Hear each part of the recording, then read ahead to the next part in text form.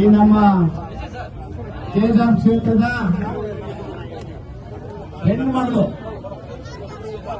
ಈ ಕೇದಾರ್ ಕ್ಷೇತ್ರದ ಹೆಣ್ಮಗಳಾಗಿದ್ರೆ ಈ ತವರಲ್ಲಿ ಹುಟ್ಟಿರ್ತಕ್ಕಂಥವ್ರಿಗೆ ಈ ತರ ಸಾವಾದ್ರೆ ನೋವು ಗೊತ್ತಾಗ್ತಾ ಇತ್ತು.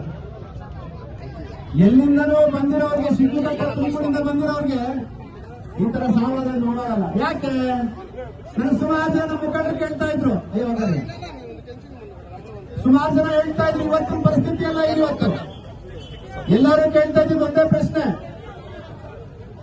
ಅಣ್ಣ ಈ ಕೇದಾರ್ ತಾಲೂಕಲ್ಲಿರ್ತಕ್ಕಂಥ ಸರ್ಕಾರಿ ಆಸ್ಪತ್ರೆಗಳು ಒಂದು ಬಹಳ ದೊಡ್ಡ ಹಾಸ್ಪಿಟ್ಲು ಏನಿಲ್ಲಿ ಡಿಸ್ಟ್ರಿಕ್ಟ್ ಸ್ಟೇಟಸ್ ಅನ್ನು ಕೊಟ್ಟಿದ್ರು, ಜಿಲ್ಲಾ ಸ್ಥಾನಮಾನ ಕೊಟ್ಟಿದ್ರು. ಇಡೀ ಕರ್ನಾಟಕದಲ್ಲಿ ಯಾವ್ದಾದ್ರು ಈ ತರ ಹಾಸ್ಪಿಟಲ್ ಐತೆ ಅಂತಂದ್ರೆ ಕೇವಲ ನಮ್ಮ ಕೆಜಿಎಫ್ ಆಸ್ಪತ್ರೆ. ನಾನು ಶಾಸಕರಿಗೆ ಒಂದು ಕಿವಿ ಮಾತನ್ನು ಹೇಳಲಿಕ್ಕೆ ಇಷ್ಟಪಡ್ತಾ ಇದ್ದೀನಿ. ಈ ಒಂದು ಜಿಲ್ಲಾ ಸ್ಥಾನಮಾನ ಯಾಕೆ ಬಂತು ಅನ್ನೋದು ತಾವು ಇತಿಹಾಸ ತಿಳ್ಕೋಬೇಕು. ಯಾಕಂದ್ರೆ ತಾವು PhD ಮಾಡಿದಿರ, ನಮ್ಮಂತ ರೈತ ಮಕ್ಕಳು PhD ಮಾಡಕ್ ಆಗಲ್ಲ, ಯಾಕಂದ್ರೆ ನಮ್ಗೆ ಬಡತನ.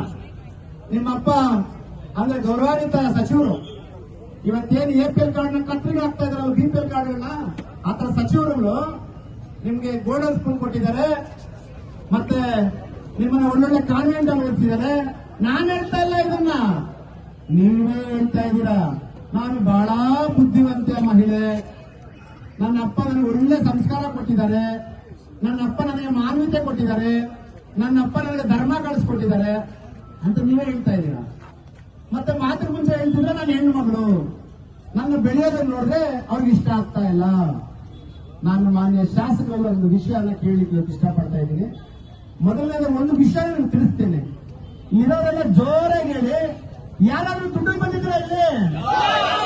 ಯಾರಾದ್ರೂ ದುಡ್ಡು ಬಂದಿದ್ದೀರಾ ಅಥವಾ ಬಿರಿಯಾನಿಗೆ ಬಂದಿದ್ದೀರಾ? ಏನಕ್ಕೆ ಬಂದಿರೋದು ನಾವು?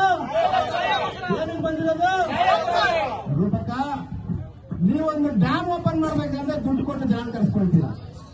ನೀವೊಂದು ಎಲೆಕ್ಷನ್ಗೆ ಒಂದು ಕ್ಯಾನ್ವಾಸ್ ಮಾಡ್ಬೇಕಂದ್ರೆ ದುಡ್ಡು ಕೊಟ್ಟು ಜನ ಕರ್ಸ್ಕೊಳ್ತೀರಾ. ನೀವೊಂದು ಸಭೆ ಮಾಡ್ಬೇಕಂದ್ರೆ ದುಡ್ಡು ಕೊಟ್ಟು ಜನ ಕರ್ಸ್ಕೊಳ್ತೀರಾ. ಇಲ್ಲ ಅಂತ ಹೇಳ್ಬಿಡ್ರಿ, ಇದು ಶವ ಅಂತ ಅನ್ಕೊಂಡಿದ್ರಿ, ಶವದ ಮೇಲೆ ನಾನು ಸತ್ಯ ಮಾಡ್ತೀನಿ, ನೀನ್ ದುಡ್ಡು ಕೊಡ್ತೀರ, ಯಾವುದನ್ನು ಮಾಡಲ್ಲ.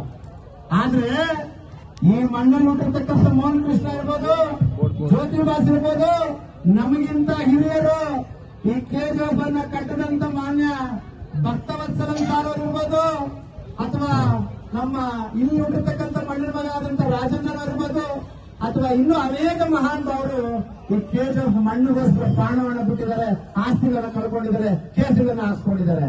ಯಾಕೆ? KGF ಅಲ್ಲಿರೋ ಜನರು ನೆಮ್ಮದಿಯಾಗಿ ಬಾಳ್ಬೇಕು ಅಂತ.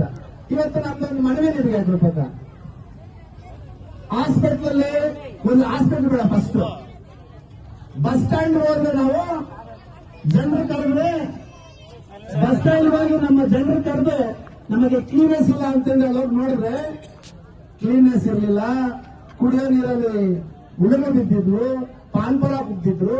ಎಲ್ಲದಕ್ಕಿಂತ ಮಿಗಿಲಾಗಿ ಸುಮಾರು ವರ್ಷಗಳಿಂದ ಅನೈತಿಕವಾಗಿ ಇಲ್ಲಿಗಲ್ ಆಗಿ ಬಾರ್ಗಳು ನಡೆಸ್ತಾ ಇದ್ರು. ನಾನು ಹೋಗಿ, ನೀವೇನು ಹೇಳ್ತೀರ ಎಜುಕೇಟೆಡ್ ನೀವು ಅಂತ, ಒಬ್ಬ ಅನ್ಎಜುಕೇಟೆಡ್ ಅಂತ ನಾನು ತಿಳ್ಕೊಳ್ತೀನಿ. ನನಗಿರೋ ಕಾಮನ್ ಸೆನ್ಸ್ ನಿಮ್ಗಿಲ್ವಾ? ನನಗಿರ್ತಕ್ಕಂಥ ನಾಲೆಜ್ PhD ಮಾಡೋದು ನಿಮ್ಗಿಲ್ವಾ? ಮಾತು ಮುಂಚೆ ಹೇಳ್ತೀರ ನಾನು ವಿದ್ಯಾವಂತ ಹೆಂಗಸು ಅಂತ. ನಾವು ಗೌರವ ಕೊಡ್ತೀವಿ, KGF ಎಲ್ಲರೂ ಗೌರವ ಕೊಡ್ತಾರೆ. ನಾವು ಹೋಗಿ ಅಲ್ಲಿ ಬಂದ ನಂತರ ಮತ್ತೋಗಿ ಕ್ಲೀನ್ ಮಾಡಿ ಬಾರ್ಗಳು ಖಾಲಿ ಮಾಡ್ತೀವಿ. ಅದೇ ಒಂದು ಖುಷಿ ಏನಂದ್ರೆ, ಕನಿಷ್ಠ ಪಕ್ಷ ನಿಮ್ಮನ್ನು ಯಾರು ಹೇಳೋರಿಲ್ಲ ಕೇಳೋರಿಲ್ಲ ಅನ್ಕೊಂಡಿದ್ದೆ. KGF ಕ್ಷೇತ್ರದಲ್ಲಿ ಸುಮಾರು ವರ್ಷಗಳ ಹಿಂದೆ ಇಂಥ ಒಂದು ಕ್ರಾಂತಿ ಹೋರಾಟವನ್ನು ನಾವು ಕಂಡಿದ್ದೇವೆ. ಹಲವಾರು ಶತಕಗಳ ನಂತರ ಇವತ್ತು RK ಫೌಂಡೇಶನ್ನ ಚೇರ್ಮನ್ ಸನ್ಮಾನ್ಯ ಶ್ರೀ ಮೋಹನ್ ಕೃಷ್ಣ ಅವರು, ನಾನು ಈ ಮಣ್ಣಿನ ಮಗ, ಈ ಮಣ್ಣಿನಲ್ಲಿರತಕ್ಕಂಥ ಆಸ್ಪತ್ರೆಯ ವ್ಯವಸ್ಥೆ ಸ್ಥಿತಿಗಟ್ಟು ಹೋಗಿದೆ, ಅದನ್ನು ಸರಿಪಡಿಸಬೇಕಾಗುತ್ತೆ, ದಿನನಿತ್ಯ ಸಾವು ನಡೀತಾ ಇದೆ ಅಂತ ಗುಟ್ಟಳ್ಳಿಯಲ್ಲಿ ಕೂಡ ಒಂದು ಸಾವಾದಾಗ ಅವರು ನೇರವಾಗಿ ಹೋಗಿ ಅಲ್ಲಿ ಒಂದು ಹೋರಾಟವನ್ನು ಹಮ್ಮಿಸಿದರು.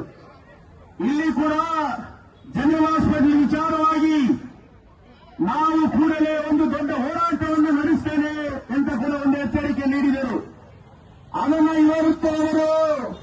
ತೋರಿಸಿದ್ದಾರೆ.